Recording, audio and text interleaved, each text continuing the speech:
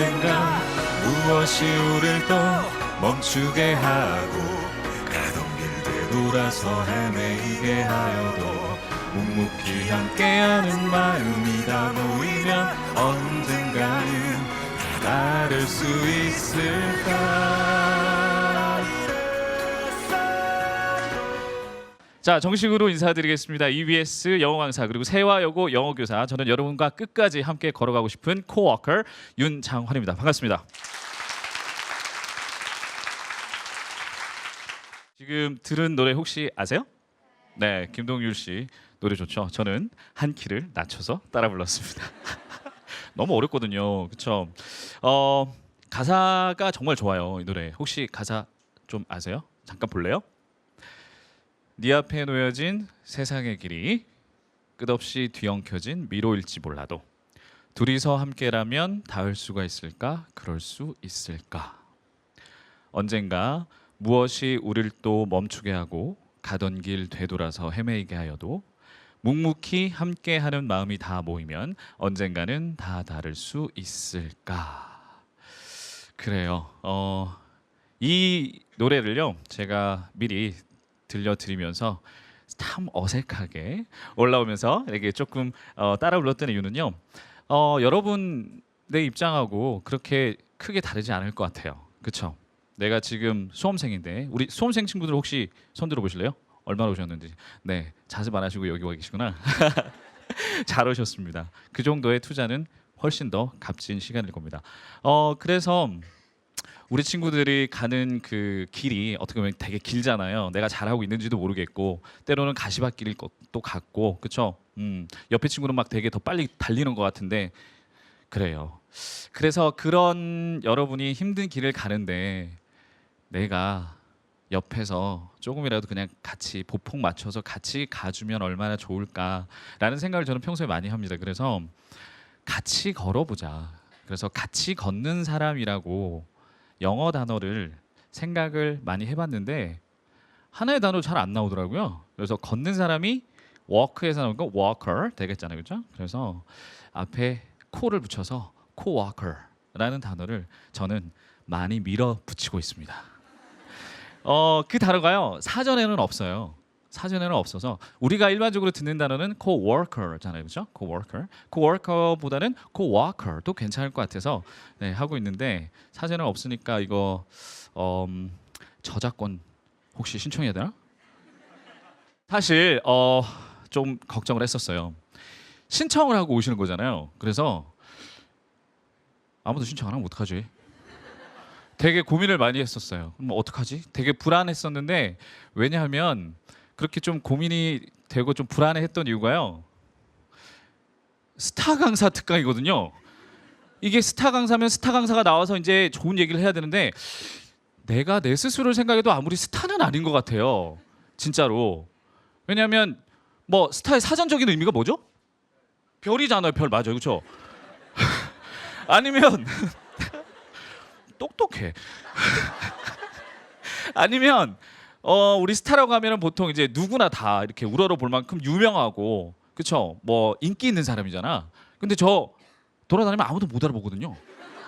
진짜예요. 그래갖고 나는 아무리 생각해도 내가 스타는 아닌데, 그래서 나는 다른 스타 강사 한번 해보자라고 생각해서 의미를 부여하기 위해서 사행시를 한번 지어봤어요. 왜 그게 웃겨요? 사행시를 한번 지어봤어요. 여러분이 운을 띄워주시면 한번 읊어보겠습니다. 스부터 시작. 스스로 익히고 타인을 위해서 가르치며 강물처럼 메마르지 않는 사랑을 주는 사람. 괜찮아요? 많이 놀랐죠? 그런데 그래요. 선생님들이라면 비단 우리 EBS에서 강의를 하시는 EBS 선생님들뿐만 아니라 전국에 계신 모든 선생님들께서 비슷한 마음을 가지고 계실 겁니다. 그리고 정말로 메마르지 않는 사랑을 항상 주고자 하는 마음이 항상 마음 한켠에 크게 자리 잡고 있을 거예요. 얼마 전에 스승의 날이었는데 여러분 혹시 선생님께 감사하다는 말씀 그렇게 잘 전해드렸는지요? 여기 어머님 또 스승님도 계실 거 아니에요, 그렇죠? 네, 저한테도 그런 스승님이 있습니다. 오늘의 제가 이 자리에 있기까지 항상 제가 한켠에 마음에 정말 롤 모델로 삼고 있는 선생님이 한 분 계신데 그 선생님 이야기를 잠깐 들려드리면요. 제 초등학교 4학년, 5학년 때 담임 선생님이었어요. 저는 초등학교를요 경남 거창이라는 곳에서 나왔습니다. 지금은 거기가 아이들이 없어가지고요. 지금 폐교 직전에 있어요. 전교생이 10명, 10명도 채 되질 않아요. 시골이거든요. 예. 그러니까 뭐 학교에 정문을 나가면 무슨 뭐 문방구가 있고 뭐 빵집 있고 그런 게 아니라 그냥 논이 있어요. 논 옆에는 뭐가 있냐면 산이 있어요. 이쪽 옆에는 뭐가 있냐면 강이 있어요. 예. 그래서 산 좋고 산 좋고 물 밝고 공기 좋고 인심 좋고 그런 곳인데 열악하잖아요. 선생님이 처음 오셨는데 4학년 때 저가 학교 다닐 때는 저희 반이 27명 제일 많았어요. 한 반밖에 없어요. 한 반밖에. 이러고 계시죠? 촌놈이네. 그때 선생님께서 얘네들 이제 저희를 너무 측은히 여기시사 선생님 월급으로 저희에게 책을 사주셨어요. 그때까지 책이라는 걸 읽어본 적이 없어요. 만화책 빼고. 네. 그래서 처음으로 그때 책이라는 게 재밌구나라는 생각을 했습니다. 그리고 책을 한두 권을 사주신 게 아니고 수십 권을 사주셨어요. 100권이 넘게끔 사주셨어요. 그래가지고 너는 이거 읽고 이거 다 읽으면 이 친구한테 줘. 그리고 저 친구한테서 받아서 또 읽어. 이런 식으로 해서 1년 동안 되게 책을 많이 읽었던 것 같아요. 그것도 그렇고요. 그 선생님께서는 그 옛날에 당직 있잖아요. 그래서 일요일에 니네들 집안일 도와드리지 않을 거면 학교에 나와서 선생님이랑 같이 공부하자라고 말씀하셔서 갔어요. 갔더니 한 67명이 와 있어요. 그래서 그 친구들하고 어디 있냐면 교실에서 하는 게 아니라 그 교무실에서 교무실에 저는 어디에 앉았었냐면요. 저한테 좀 꾸중하는 선생님 있잖아요. 그 선생님 자리에 앉아가지고 뿡뿡이 그 가스 테러 뭐 그런 것도 했던 그런 기억이 납니다. 그러다가 이렇게 같이 한 1시간쯤 공부하다가 자 우리 이제 배가 좀 출출할 테니 라면을 끓여 먹을까? 그러면 이제 교무실에서 라면을 또 끓여 먹고요. 배가 부르잖아요. 산책하는 거예요. 산책 또 그 운동장 구석구석 가가지고 뭐 집안 얘기도 하고 그 다음에 너는 꿈이 뭐냐 그런 얘기도 하고요. 아무튼 그 선생님하고 뭐 일화가 상당히 많지만 하루는 제가 그 청소 시간에 친구랑 좀 이제 장난을 좀 심하게 치다가 그래서 싸울 뻔했어요. 그래서 선생님 말리시고 저를 나중에 따로 부르시더니 이렇게 말씀하시는 거예요. 장환아, 선생님이 보기에 장환이는 좀 짜증을 쉽게 내는 것 같아. 그게 재밌어요? 짜증을 쉽게 낸다는 선생님의 말씀이 정말 저한테는 엄청나게 커다란 뒤통수를 치는 느낌이었어요. 왜냐하면 선생님이 나는 너무 좋은데 선생님이 저한테 그런 말씀을 하셨으니까. 근데 그게 싫은 게 아니라 나는 짜증을 잘 내는 사람이구나 라는 그게 제 마음속에 하나의 사실처럼 박혀 있던 거죠. 그 이후로 지금까지 살아오면서 그렇게 선생님이 그때 하신 말씀이 중간중간에 생각이 나요. 그래서 많이 억누르게 됩니다. 시간이 지나고 나서 그저께도 통화를 드렸는데요. 선생님 그때 저한테 그런 말씀하신 거 기억하세요? 나는 잘 모르겠는데. 선생님 그러셨어요. 그래 기분 안 나빴니? 괜찮았어요. 지금 그것 때문에 제가 잘 살고 있습니다. 그래 그럼 잘 된 거니까 뭐 이런 식으로 말씀을 하셨었는데 그런 것 같아요. 선생님이라는 분은 가식적으로 잘 말씀 안 하시거든요. 진심을 담아서 던지는 한마디가 선생님 당신은 기억을 하지 못한다고 하더라도 그게 듣는 사람의 마음속에 마음을 울리면요. 그거는 평생 가는 것 같아요. 오늘 여러분 힘들게 여기 오셨는데 제가 이 시간 동안에 여러분께 여러 가지 말씀을 드리겠지만 그중에 하나라도 여러분 마음속에 딱 박히는 게 있으면 저는 더 이상 바랄 게 없겠습니다. 그런 거 꼭 하나쯤 챙겨가시기 바랍니다. 아시겠죠? 네. 사실 동행이라는 노래를 제가 고른 이유가요. 한 가지 더 있어요. 가사 우리 좀 전에 봤잖아요. 언젠가 무엇이 우리 또 멈추게 하고 가던 길 되돌아서 헤매이게 한다고 해도 묵묵히 함께 한다면 갈 수 있을까? 갈 수 있어가 아니고 있을까? 라는 거예요. 이 노래 확신이 없어. 그렇잖아요. 노래 확신이 없어. 여러분 마음이 그렇게 확신이 없는 상황이 아닐까라는 생각을 한번 해봤습니다. 그래서 오늘 타이틀이 뭐냐면 너의 공부에 확신을 가져라. 우리 한번 읽어볼까요? 국어니까 쉽겠죠? 자, 시작. 확신을 갖고 있으십니까? 확신을 가지고 있다. 나는 정말 잘하고 있다. 여보세요? 이런 고민을 많이 얘기합니다. 선생님, 전 감으로 풀어요. 왜 고개를 끄지? 두 번째, 공부는 한다고 하는데 성적은 안 오르고. 선생님, 저 잘하고 있는지 모르겠어요. 그러면 이제 또 애들이 고민을 털어놓으니까 저는 담임 선생님으로서 거기에 대한 해결책을 내놔야 될 거 아니에요. 선생님, 전 감으로 풀어요. 감으로 푸는 게 어떻게 푸는 거니? 이렇게 물어보면 자기가 눈에 보이는 단어 몇 개로 이제 소설을 쓰기 시작하는 거죠. 그러면서 두 번, 세 번 보이는 단어, 얘는 분명 핵심 단어야. 그러면서 대충 이해를 하고 밑에 선택지를 보면 이런 얘기겠구나 싶어가지고 정답을 고른다는 거죠. 중심 문장을 찾니? 중심 문장을 잘 못 찾겠어요. 그게 제일 큰 문제입니다. 감으로 푼다는 얘기는요, 이 사람이 하고자 하는 말을 제대로 파악을 하지 못한다는 얘기잖아요. 그러면 이 사람이 영문으로 쓰니까 기본적으로 영문은 이해가 돼야 되잖아. 그래서 기본기는 기본적으로 가지셔야죠. 즉 계속해서 정직하게 단어 공부하면서 구문 연습해 주시는 거예요. 그거는 끝까지 해주셔야 되는 거잖아요. 그리고 나서 이제 플러스해서 이 사람이 하고자 하는 말이 무엇인지 딱 잡아낼 수 있어야 돼. 예를 들어서 하나의 지문 속에 절반을 잘랐을 때 필자가 얘기하고자 하는 것은 전반부에 한 번은 분명히 나와. 그거를 잘 잡아야 돼. 그런데 그 중심 문장을 그렇게 다양한 스타일로 쓰지 않아 라고 얘기하면서 이러이러한 것들이 읽으면서 눈에 보이기 시작하면 너는 훨씬 더 쉽고 정확하게 풀어낼 수 있을 거야. 저는 지금 수능 특강 강의가 끝났고요. 지금 이제 약점 공략하고 있고요. 그다음에 이제 곧 또 수능 완성 나오면 강의를 하겠지만, 항상 저는 해석하는 데서 그치지 말고 이 글에서 이것이 가장 중요한 문장인데 이건 얘네 처음 읽었을 때 캐치를 했느냐, 이게 이런 시그널인데 이런 것들이 눈에 들어오기 시작하면 얘네들은 독해 실력 분명히 많이 향상이 될 거다. 예, 사실 그렇게 공부를 해서 많이 향상을 시킨 아이들이 수강후기를 통해서 많이 얘기를 해주고 있어요. 물론 학교 수업할 때도 마찬가지고요. 그래서 중심 문장 시그널을 찾는 연습을 많이 해라. 평소에 하나의 문장을 풀어도. 그렇게 조언을 해주고요. 공부는 한다고 하는데 성적은 안 오르고. 그럼 저는 물어봅니다. 너 하루에 몇 시간 공부하는데? 몇 시간 공부한대요. 그래? 그러면 또 물어봅니다. 너는 쉬는 시간에 친구들 따라서 매점 가니? 아니면 그 시간에 배운 거 조금이라도 복습하니? 아니면 다음 시간에 배울 거 예습하니? 아니면 자니? 보통은 매점 아니면 잡니다. 아니면 얘기를 해요. 저는 여고에 있거든요. 애들이 그렇게나 얘기를 많이 해요. 정말로. 에너지를 거기에다 쏟는 것 같아. 그냥 많이 안타깝습니다. 이렇게 얘기를 하는 거죠.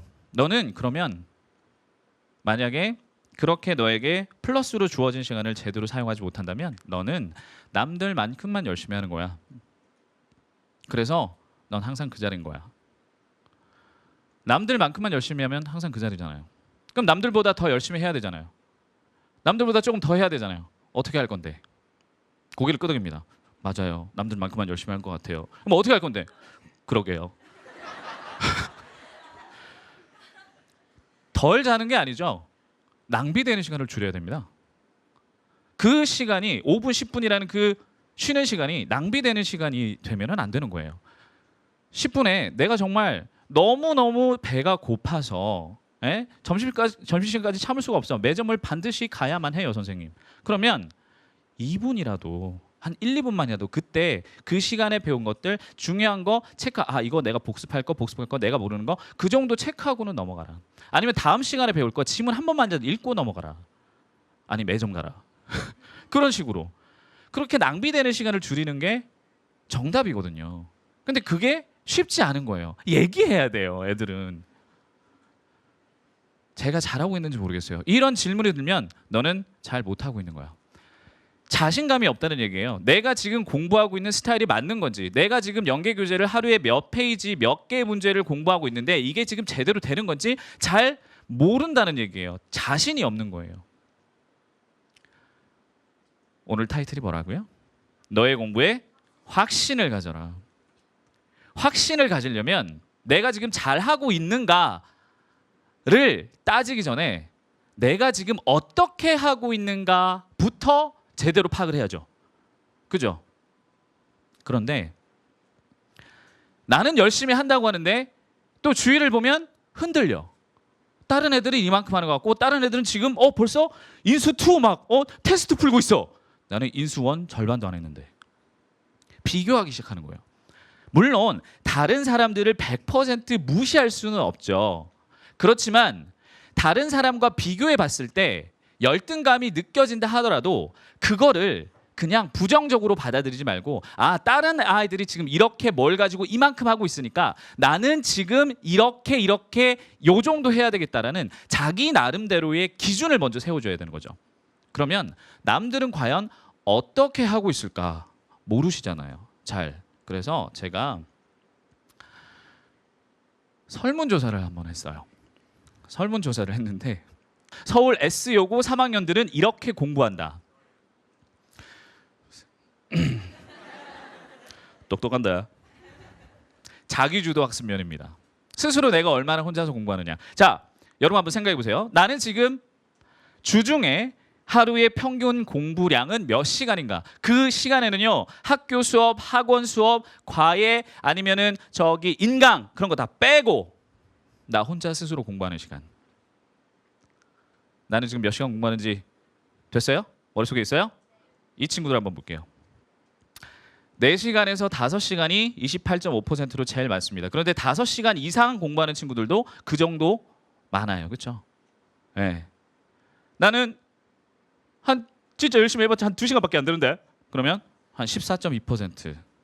일단 절대적으로 공부하는 양에서 밀리면 안 돼요. 그렇죠?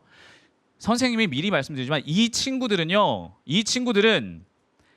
뭐 스탠다드가 아니란 얘기예요. 이 친구는 그냥 이렇게 공부한다는 걸 보여주는 거고 제가 여러분한테 원하는 것은 그러니까 나는 내가 지금 좀 절대적인 양이 부족하구나 라는 생각을 가지면 이 정도까지는 내가 공부를 해야 되겠다라는 기준을 잡으시라는 거예요. 그래야 확신이 생긴다고요. 알았죠? 일단 제가 108명한테 물어봤습니다. 이 3학년들. 그래서 첫 번째 퀘스천이 요거였고요. 그러면 주말에 학원 다닌다고 바쁜 친구들 스케줄 조정하셔야 됩니다. 혼자 공부하는 시간, 주말에 몇 시간 정도 공부를 하고 있느냐. 계산됐어요? 자, 이 친구들 한번 보겠습니다. 5시간에서 7시간이 제일 많네요. 한 30% 정도 돼요. 그러니까 토요일 하루예요. 토요일, 일요일 다 섞어서가 아니에요. 에? 다 합쳐서가 아니야. 그래서 5시간에서 7시간 정도. 7시간에서 9시간도 20%가 넘어요. 위에 가보세요. 9시간 이상도 10%가 넘습니다. 10명 중에 1명은 10시간 공부하는 거예요. 얘네들이 무슨 기계나 그런 게 아니에요. 그렇죠? 공부하는 머신이나 그런 게 아닙니다. 다 학생이에요. 3시간 이하 만약에 내가 지금 저기에 속한다면 스케줄 조정하셔야죠. 어떻게 해서든 주말에 주중에 했던 거 다시 한번 복습하는 시간. 그죠? 그리고 주중에 공부했을 때 만약에 못했던 거 그래서 백업 해야 되는 시간 주말에 많이 활용하셔야 됩니다. 다음 퀘스천 한번 볼까요? 그래요. 이거 계획표를 짜서 공부를 해야 된다라는 것이 모든 선생님들이 다 그렇게 얘기하시잖아요. 아까 그랬어요. 남들만큼만 하면 항상 그 자리일 수밖에 없어요. 그렇죠? 그럼 남들보다 잘하려면 남들보다 더 많이 하려면 어떻게 하라고요? 낭비되는 시간을 줄여야 되죠. 낭비되는 시간을 줄이려면 계획표가 필요합니다. 내가 몇 시에 어디에서 어떤 것을 하고 있든지 간에 나의 모든 공부는 내가 미리 세워놓은 스케줄에 의해서 100% 실천이 돼야 됩니다. 그렇게 하루하루 꾸준히 열심히 했을 때 이런 생각이 들 수 있겠죠. 잠자리에 들면서 오늘만 같아라. 남아있는 수능까지 오늘만 같아라 라는 생각이 드는 날이 하나씩 둘씩 많아지면 자신감이 많이 늘어날 겁니다. 그런데 오늘은 제끼자. 오늘은 패스. 난 내일부터 진짜 열심히 해야지. 막 그러면서 내일부터 열심히 해야지. 이런 생각조차 허락하시면 안 됩니다. 자, 그러면 나는 계획표를 세워서 공부한다. 난 계획표를 세워서 공부한다. 손 들어보세요. 난 매일 계획표를 세워서 공부한다. 내리지 마. 자, 볼게요. 매일 세운다가 70%에 육박합니다. 계획을 세우는 거는 좋죠. 일단 계획을 세워야 내가 거기에 맞춰서 실천을 하는데 계획을 언제 세우느냐 이게 또 중요할 수 있어요. 계획을 언제 세우는 게 좋을까요? 아침에 아니면 전날 밤에? 전날 밤에 세우십시오. 분명 더 좋습니다. 한 평균 20분 정도에서 30분 정도 더 세이브됩니다. 아침에 아이들이 와서 그날 스케줄을 공부하기 전에 미리 내가 오늘 뭐부터 공부해야 될지 그리고 아침에 내가 학교 와서 바로 시작해야 되는 공부가 미리 정해 있는 친구들은 그냥 학교 오자마자 책가방 딱 열고 그것부터 들어갑니다. 열심히 해요. 집중력이 높을 수밖에 없어요. 자, 그러면 중요한 건 이거잖아. 계획을 세운다면 실천 정도는 자 퍼센티지인데 나를 한번 돌이켜 보세요. 나는 몇 퍼센트 정도 실천하고 있을까? 70에서 90% 이상이 거의 한 50% 육박을 하고요. 90% 이상 실천하고 있다는 친구들도 한 20% 정도 됩니다. 그렇죠? 나는 지금 어디에 있는지 한번 살펴보십시오. 자, 중요한 겁니다. 예습, 복습. 예습은 안 해도 돼 라고 얘기하는 선생님 계세요? 그런 말 들어봤어요? 너는 복습은 안 해도 돼. 안 들어봤죠? 다 예습, 복습 하라고 하죠? 하세요? 여보세요? 나는 예습, 복습 다 한다. 손 들어보세요. 얼마 안 되잖아. 그죠? 내리세요. 잘하고 있습니다. 나는 복습만 한다. 그래요. 복습만 하는 친구들이 훨씬 많아. 잘하지 않고 있어요. 그러면 나는 예습만 한다. 없네요. 내 공부에 예습, 복습 따위는 없어. 볼까요? 크게 다르지 않습니다. 그렇죠? 둘 다 열심히 한다는 30%가 채 되지 않고요. 복습만 열심히 한대요. 44.7%. 그리고 예습만 한다는 친구도 8.5% 있고요. 그런 거 나는 안 하는데요. 10%. 저런 친구가 되어서는 안 되겠죠. 네, 물론 설문은 익명으로 했습니다. 그러면 복습과 예습을 한다라고 쳤을 때 비율은 어떻게 되느냐? 자, 예습과 복습의 비율은 뭐가 많을 것 같아요? 복습이 많을 것 같죠? 맞습니다. 복습이 압도적으로 많습니다. 10대 90이에요. 1대 9입니다. 예습 10%, 복습 90%, 30% 70%, 그리고 50대 50으로 한다는 친구도 10% 정도 되고요. 네, 70대 30, 90대 10 있긴 있습니다. 뭐가 더 좋을까를 지금부터 한번 생각을 해보세요. 자, 저희 반 학생의 플래너입니다. 네, 날짜를 보시면 며칠 안 됐다는 걸 알 수가 있을 거예요. 보시면요, 밑에 적혀 있는 이거는 뭐겠습니까? 하루에 공부한 시간이에요.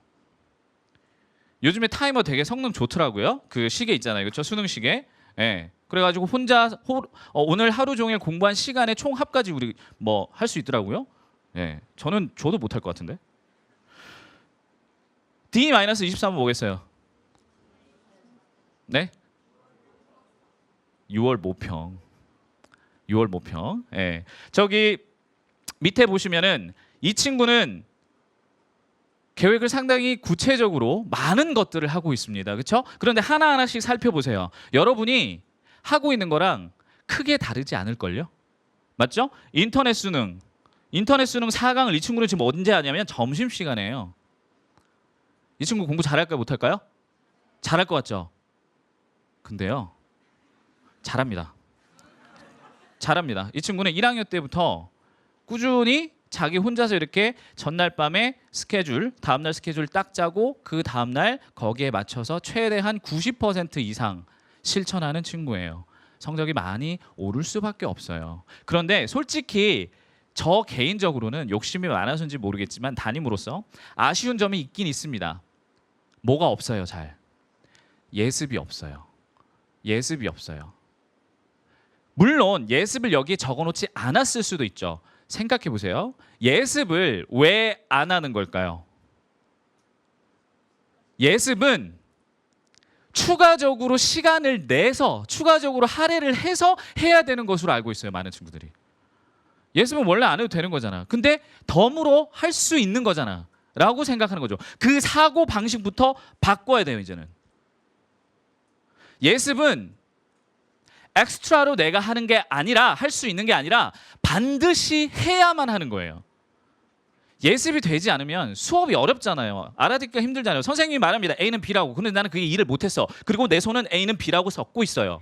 맞죠? 그러면서 생각을 하죠. 이거 이따가 복습해야지. 그런데 그 복습해야지라고 했던 그 포인트들이 한두 개가 아니야. 너무 많아. 그래서 나중에 복습하려고 하니까 복습이 너무 힘들어. 처음부터 끝까지 쫙 해야 되는 거예요. 지칩니다. 힘들어요. 끝나고 나면 피곤합니다. 다른 공부하기 힘들죠. 예? 왜 그렇게 힘들게 공부해? 수능이 쉬워진다고 하잖아요. 수능이 많이 쉬워요.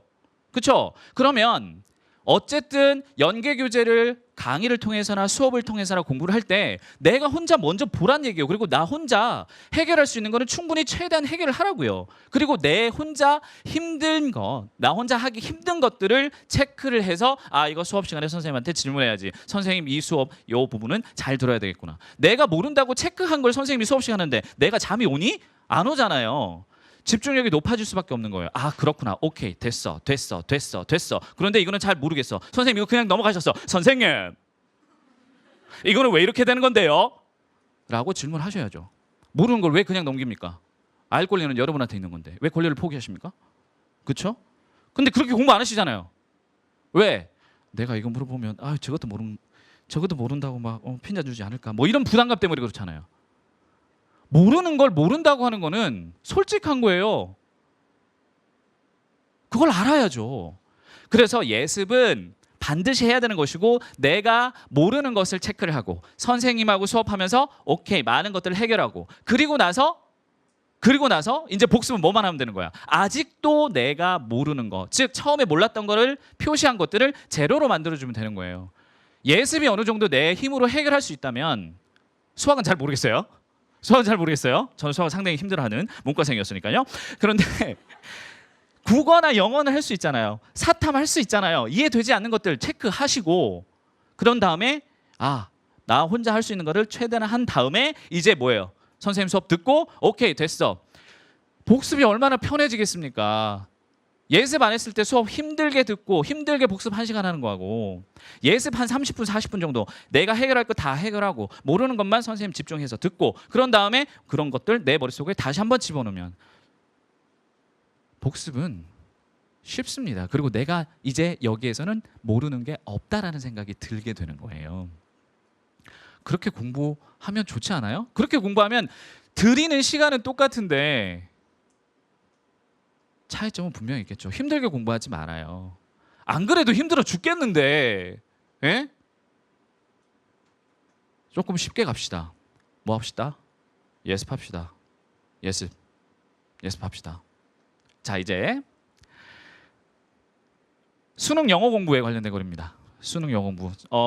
이 학교 아이들은요 영어를 참 잘합니다. 108명 중에 50명이 1등급이라고 생각하시면 되고요. 나머지 50명 중에 30명은 2등급이라고 생각하시면 됩니다.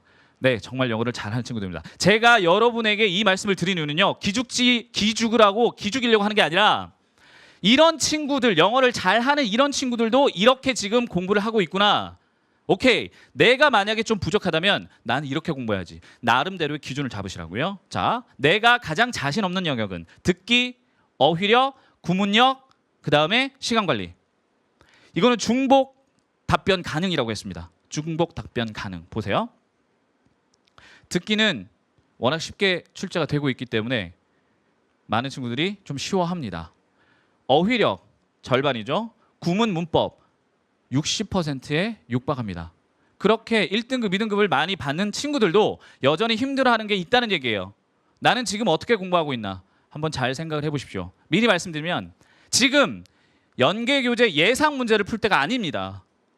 지금 열심히 연계교재 예상 문제를 푼다 그래서 수능에 가면 그게 생각이 나요? 아니에요. 지금 뭐 해야 됩니까? 내가 뭔가가 부족한지를 제대로 알고 그것을 조금이라도 채워야 될 때란 얘기예요. 여름방학 시작하기 전에. 여름방학에는 바쁠 거니까. 자, 시간관리. 힘들어하는 친구들 많죠. 조금 이따가 한 번 더 언급을 하겠습니다. 내가 자주 틀리는 유형은 공부를 잘하고 영어 등급을 잘 받는 아이들도 어떠한 유형에 대해서는 당연히 힘들어하겠죠. 힘들어하는 유형 있죠? 무슨 유형 힘들어하세요? 친구. 간접 쓰기. 그쵸? 순서. 무관한 문장 고르기. 그쵸? 또 뭐 어려워요? 빈칸 어려워요. 또 뭐 어려워요? 어법 어려워요. 또 뭐 어려워요? 다 어려워요.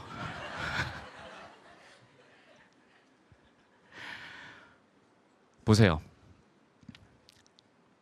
저는 제가 예상했던 거랑 조금 달랐어요. 뭐가 달렸냐면 빈칸이 압도적으로 많을 줄 알았어요. 그런데 빈칸보다 순서와 삽입 같은 간접 쓰기 유형이 아이들은 더 힘들어하는구나. 가르치는 입장에서는요. 빈칸보다 순서 삽입 문제가 훨씬 더 쉽게 풀립니다. 왜? 연결고리가 있거든요. 근데 그걸 잘 못 찾아내는 거예요. 빈칸은 연결고리가 별로 없습니다. 말 그대로 읽고 중심 문장 잡아서 추론을 해야 되는 거예요. 처음 보는 다 각각이 다른 선택지가 5개나 나와 있습니다. 거기에서 하나씩 하나씩 지워가야 돼요. 쉽지 않지 않습니까? 그런데 빈칸보다 순서 삽입이 더 높다는 얘기예요. 이런 이유는 왜 그렇게 됐냐면요. 빈칸이 재작년에서 작년으로 넘어오면서 절대적인 숫자가 많이 줄어들었죠. 그리고 거기 4개 중에서 하나는 또 연결어로 들어가요. 연결어는 상대적으로 살짝 낮잖아요. 난이도가. 그러니까 빈칸이 이제 그렇게 어렵지 않다라고 생각하는 거예요. 거기에 비해서 순서 삽입, 또 무관한 문장 고르기, 그다음에 문단 요약하기 요 4개의 유형은 우리가 보통 간접 쓰기라고 하잖아요. 간접 쓰기 유형이 작년에 몇 개 문제 나왔는지 아세요? 6문제 나왔어요. 4개 다 합쳐서. 무관한 문장 고르기는 하나. 지금 여기 순서 삽입 2개씩 나왔습니다. 2개씩 나왔어요. 6월에 9월에 이 유형에 어떠한 유형에서 2개가 나올지 한번 잘 따져보세요. 네. 그런데 좀 전에도 말씀드렸듯이 얘는 연결고리가 분명히 보여요. 근데 문제는 뭐냐면 처음 지문을 읽을 때는 그게 잘 안 보여. 처음 지문을 읽을 때는 잘 안 보여. 그런데 2번째 읽기 시작하면요. 보지 못했던 것이 하나씩 보이기 시작합니다. 예를 들어서 A에는 a 플러스 명사가 있고요. C에는 the 플러스 명사가 있어요. 순서 되겠죠. 그렇게 처음에 보지 못했던 것이 나옵니다. 여기에 있던 단어가 여기도 있네? 연결이 됩니다. 그러면 2번 볼 시간을 확보를 해야 될 거 아니야. 나는 한 번 보기도 지금 시간이 지금 아까워서 부족한데 어떻게 하지? 지금 여러분 시간 관리하는데 조금 많이 힘든 부분이 있을 거예요. 그런데 6월 모의 평가를 볼 때요. 연계 교재에서 어떻게 연계되는지 잘 보세요. 그리고 첫 번째 문장 읽었는데 나 이거 아는 건데. 정답이 여기 있네. 그러면서 바로 체크하고 넘어갈 겁니다. 그런 문제가 몇 문제는 반드시 있어요. 그러면 당연히 시간은 세이브될 수밖에 없어요. 지금 시간 관리에 조금 힘들다 하더라도 실전에서는 많이 수월해집니다. 수월해져요. 그러면 조금 시간이 세이브 되겠죠. 그 시간을 이제 처음 보는 지문, 연계되지 않은 지문에 그리고 내가 조금 어렵다고 생각하고 내가 좀 약한 유형에 한 번 더 보는 거예요. 3점짜리 위주로. 그러면 여기 있네? 오케이. 정답을 확신을 가지고 감이 아닌 확신을 가지고 정답을 찾아내는 여러분의 모습을 발견할 수 있을 겁니다. 중요한 거예요. 자, 장문 독해 별로 어려워하는 친구들이 없습니다. 시간 때문에 그렇죠. 이거는 어떻게 보면 시간을 줄일 수 있는 고마운 유형이에요. 사랑하세요. 장문 독해. 자, 한 지문 속에 내가 모르는 어휘는 대략 몇 개일까? 한번 생각해 보세요. 여러분이 문제를 평소에 푸실 때. 생각했어요? 차마 말은 못하겠고 그죠? 이 정도 됩니다.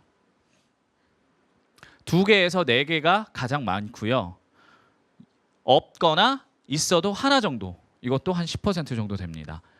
자, 나랑 조금 차이가 있다라고 느껴지시면요. 좀 더 어휘 공부 열심히 하셔야 됩니다. 그렇죠? 어휘 공부는 자투리를 이용해서 자투리 시간을 이용해서 많이 하시고요. 인터벌을 두시고 아침에 한번 보시고 점심 때 한번 보시고 저녁 때 한번 보시고 자기 전에 한번 보시는 게 제일 좋아요. 그렇게 이틀만 여러분이 보시면은요. 하나의 단어를 한 10번 정도 보실 수 있습니다. 그래도 잘 안 들어가는 단어가 있잖아요. 그런 단어는 자기 단어장에 아니면 공부하는 곳에 딱 붙여놓고 책상 필통에 딱 붙여놓고 화장실에도 딱 붙여놓고 냉장고에도 딱 붙여놓고 식탁에도 딱 붙여놓고 예, 그런 식으로 공부하시면 됩니다. 한 번이라도 더 보시면 좋아요. 한 번이라도 더 보시면. 하루에 외우는 어휘는 대략 몇 개냐? 나는 지금 몇 개쯤 외우고 있을까? 이 친구들은 생각보다 많지 않았습니다. 20개 미만이 제일 많았어요. 근데 이게 이런 숫자가 나올 수밖에 없는 이유는 뭐 때문이냐면 연계 교재를 지금 열심히 풀고 있거든요. 아직 연계 교재가 다 마스터가 되지 않은 상황이기 때문에 하루에 예를 들어서 몇 개의 지문을 하면 거기에서 평균적으로 내가 모르는 단어가 나올 거 아니에요. 그렇죠? 그것의 합이라고 보시면 되겠습니다. 아, 이 친구들 20개 미만 하니까 나도 20개 미만 하면 되는구나. 그렇게 생각하지 마시고요. 이 친구들은 이렇고 나는 지금 이러니까 나는 한 몇 개쯤 공부를 해야 되겠다. 자기 나름대로의 기준을 잡으십시오. 아셨어요? 하루에 몇 개쯤 공부하십니까? 지문 개수 8개. 또 10개. 난 10개 이상. 없어? 몇 개 하십니까? 14개. 14개. 오케이. 자, 이 친구들 한번 보면요. 크게 다르지 않습니다. 6개에서 10개가 제일 많아요. 6개는 일반적으로 우리 수능 특강이나 인터넷 수능 같은 경우에는 챕터 하나죠. 한 강이죠. 그리고 10개 좀 넘어간다? 그러면 이제 2강쯤 되는 거예요. 그렇죠? 그거만 공부하시는 거예요. 하루에 한 강씩 공부하시면 딱 좋습니다. 솔직히. 그래서 거기에서 공부를 해서 모르는 단어도 같이 외워주시고요. 그런데 여러분 1학년, 2학년 때 계속해서 공부해오던 나만의 어휘장 같은 거 있지 않아요? 있죠? 그거 지금 보세요? 보세요? 그거 안 보면 1학년 때, 2학년 때는 왜 내 머리에 다 들어가 있구나. 다 들어가 있어요? 아니죠, 않아요. 근데 왜 안 봐요? 그거 다시 한번 들춰보면 내 땀이 묻어 있을 것이고 내 필기가 묻어 있을 것이고 내 침이 묻어 있을 건데 왜 안 봐요? 내가 그렇게 힘들게 공부한 건데. 그리고 내가 다시 한번 그 책을 여러분 오늘 집에 가서 한번 있으면은 다시 한번 들춰보세요. 그러면 생각보다 상당히 많은 어휘들이 내 머릿속에 들어와 있구나라는 걸 느끼실 수 있어요. 그런데 아직도 안 들어온 단어들 있잖아요. 그거 한번 체크해가지고요. 그것만 조금 시간을 딱 따로 내셔가지고 주말이나 아니면 주중에 조금 여유가 있을 때 그거를 한번 보세요. 왜? 차이점은 이거예요. EBS 연계 교재에 나오는 내가 모르는 단어 중에는요. 꼭 알아야 된다가 아닌 이거는 그냥 가볍게 넘겨도 돼 라는 느낌의 단어들도 사실 적지 않습니다. 내가 모른다고 해서 당연히 모든 것들을 내 머릿속에 넣어야 되는 건 아니잖아요. 근데 내가 1학년 때 2학년 때 공부했던 그 어휘 교재는요. 일반적으로 필수 단어만 아니면 많이 기출된 단어만 있다라는 거죠. 그러면 그 하나에서 집에 가서 다시 한번 꼭 들춰보세요. 모르는 단어들을 먼저 넣으면 그게 우선순위가 되면 좋지 않을까요? 그렇죠? 사실 거기에 있을 단어가 수능 연계 교재에도 많이 있을 거거든요. 그래서 오늘 집에 가면 그 단어장을 오랜만에 외로웠지? 내가 다시 예뻐해 줄게. 그렇게 한번 좀 예뻐해 주세요. 도움이 될 수 있습니다. 아니, 도움이 될 겁니다. 내가 지금 어휘가 많이 부족하다면 그거 하세요. 자, 영어 공부에서 힘든 점이 있다면이라고 물어봤어요. 그랬더니 네, 꾸준한 어휘 공부. 이게 제일 어렵대요. 맞죠? 여기 정말 많은 분들이 공감을 하시는데 네, 꾸준한 어휘 공부.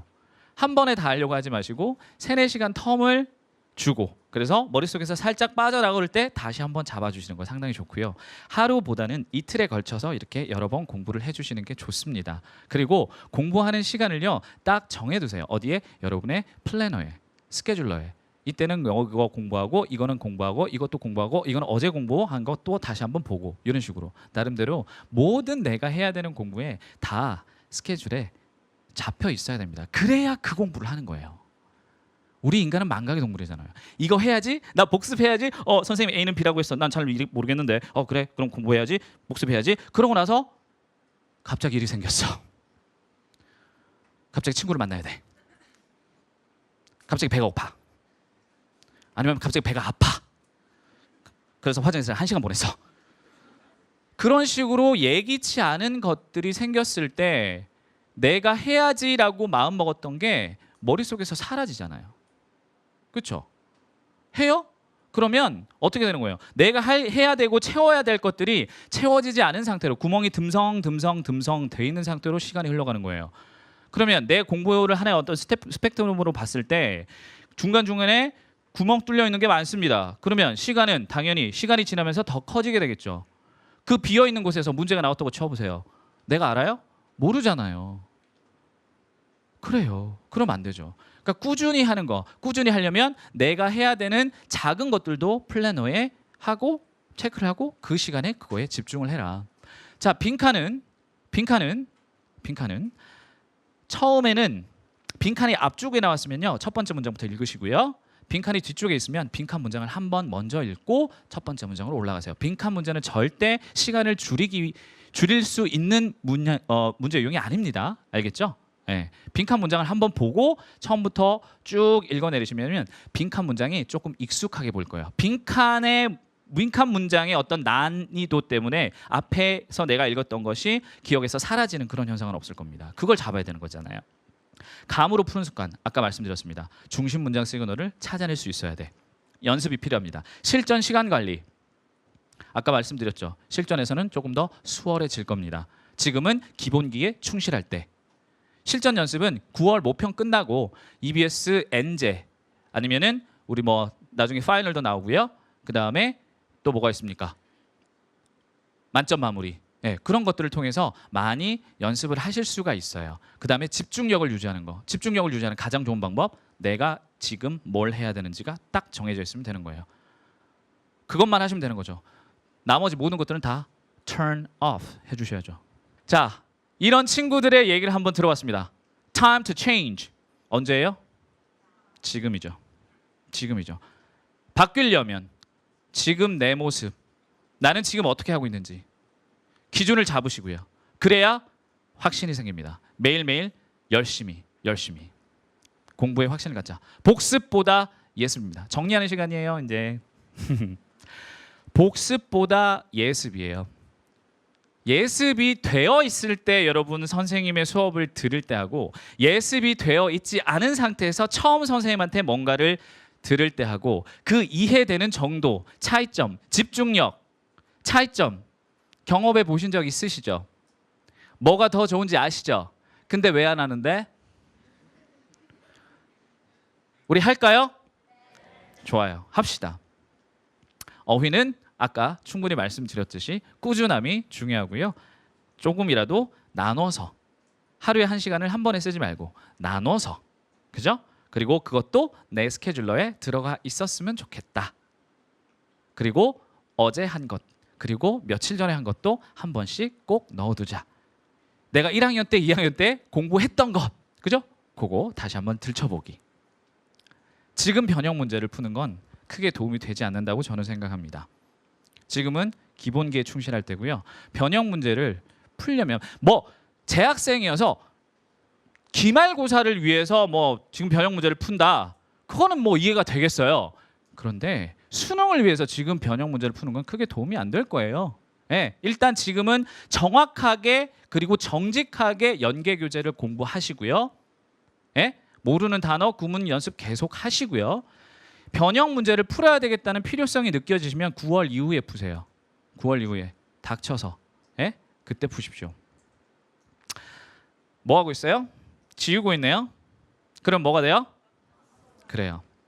또 이런 것도 있어요. impossible이라는 단어에 점 하나만 찍으면 I am possible이 됩니다. 그죠? 할 수 있겠어요? 제가 좋아하는 글귀 한 2-3개를 가지고 와봤습니다. 이런 것들 우리는 영어로 맥심이라고 하죠. 마시는 거 말고요. 자, 같이 한번 읽어보겠습니다. 시작. Don't ruin a good today by thinking about a bad yesterday. Let it go. Let it go. Let it go. 거기까지. 무슨 말인지 알겠죠? 매일매일은 나한테 주어지는 최고의 시간입니다. 오늘은 다시 돌아오지 않아요. 어제 내가 잘 못했다는 생각 때문에 소중한 오늘 그르치지 맙시다. 두 번째, 읽어볼게요. 시작. Don't compare your beginning with someone else's middle. 비교하지 말라는 얘기죠. 근데 선생님 비교하라고 아까 얘기했어요. 그렇죠? 난 나쁜 선생님인가? 그거에 아니라 선생님이 보여준 거는 아 이런 아이들 이렇게 하고 있구나. 그래 그럼 나는 이렇게 해야지. 자신만의 기준을 잡으시면 되는 거예요.